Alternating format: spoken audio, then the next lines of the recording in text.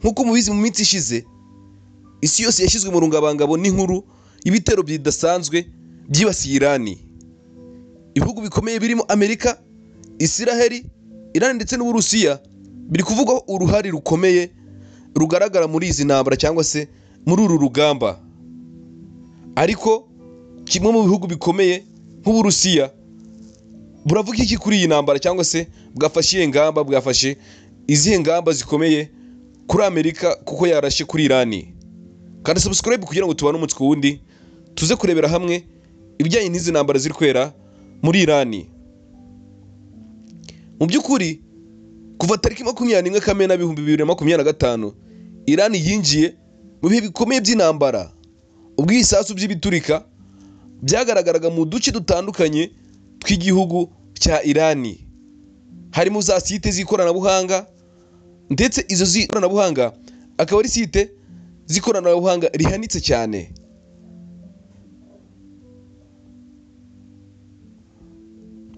Abaturage bagumye mu bitero, ibikorwa by'ubuzima birahagarara ndetse igitutu kiriyongera. Ibyo bitero byashingijwe Amerika ndetse na Isiraheli, bivuga ko ari igice cy'igikorwa cyo guhagarika porogaramu ya kirimbuzi ya Irani. Irani nayo ntiyacogoye, irahagurika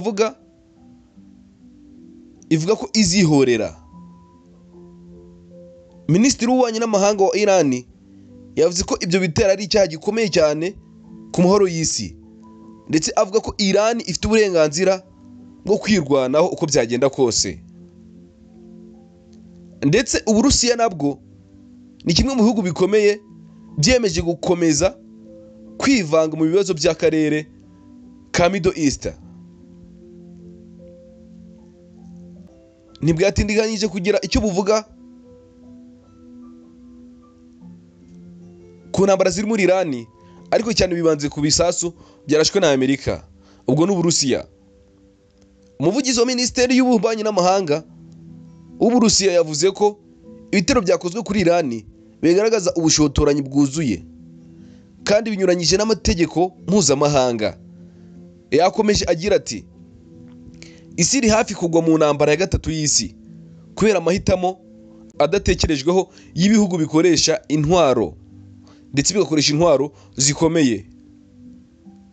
Uburusiya busaba ko ibitero byahagarara ako kanya kandi impande zose zikagera aho zihurira kugira ngo ziganire aho kwihumura.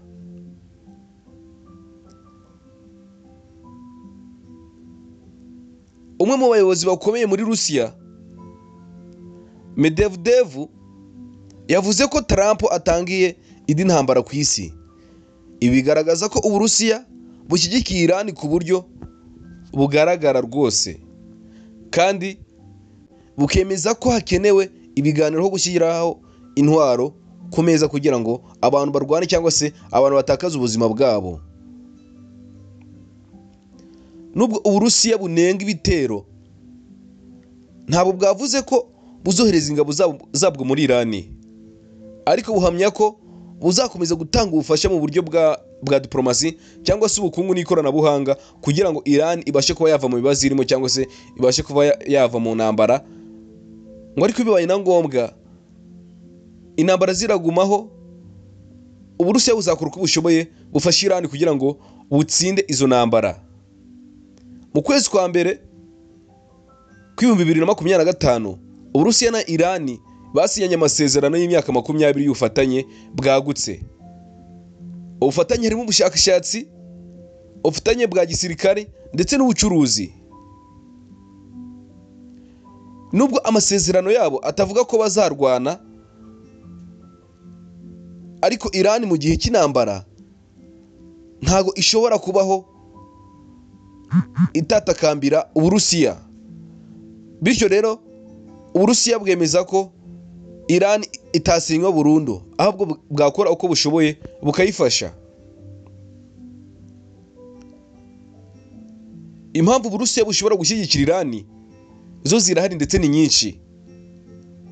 Irani ni isoko y'amavuta ndetse n'ibindi bicuruzwa byinjiza amafaranga menshi cyane, ndetse n'umufatanyi w'ibikorwa mu karere gafite politike ihindagurika cyane. Iran inafasha Uburusiya kugera ku mahanga menshi nyuma y'ibihano byashyizwe ku Burusiya ndetse n'Uburayi kubera Ukraine. Kuba Iran ikomeye ni inyungu z'Uburusiya, ndetse hari n'abavuga ko Uburusiya bushaka ko ibintu birushaho guhungabana mu karere ka Middle East kugira ngo isi ireke kwibanda ku ntambara iri muri Ukraine.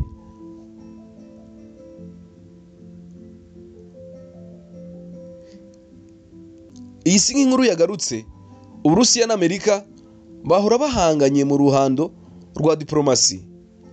Iyo hari igihugu gikomerewe cyatewe gifite ibitero ariko kikabigirana n'Abanyamerika, Uburusiya buhita bushyiramo ijambo, nk'uko byagenze mu ntambara y'ubutita. Nanone niko bigiye kugenda. Turabona Uburusiya bwifashe nk'umurinzi w'ibihugu bitavuga rumwe na Amerika. Muri iyi ntambara yo muri Iran ibintu bisa n'ibisubiye inyuma mu mateka.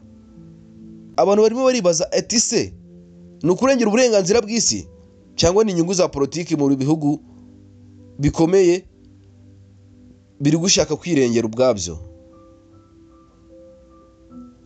Mu bihugu bikomeye biri kugwanisha intwaro birashoboka cyane ko igihe cyose ibintu bishoboka intambara ikaba, ndetse bigatuma habaho gusandara bikarenga imbibi za Iran na Amerika, bityo intambara igatangira gukwira amahanga. Uburusiya bwavuze neza ko isi iri mu kaga. Uburusiya bwongeye buravuga ngo isi igiye kugwa mu makuba, ndetse amakuba yakirimbuzi, kuko ayo makuba ashobora kurimbura ngo isi bitewe nuko intambara zigiye kujyamo ibihugu bikomeye cyane. Ndetse Uburusiya bwavuze ko aho gukomeza intambara habaho inama ihuza ibihugu byose kugira ngo harebwe uko havugurwa amasezerano mpuzamahanga arengera amahoro ku isi, bityo abantu bakabaho badahura n'ibibazo by'urupfu. Twabonye ko Uburusiya bwamaganye ibitero kuri Iran, bwashimangiye ko amahoro aruta intambara, kandi Uburusiya bukomeje gushaka kuba ijwi ry'amahoro mu makimbirane akomeye ku isi.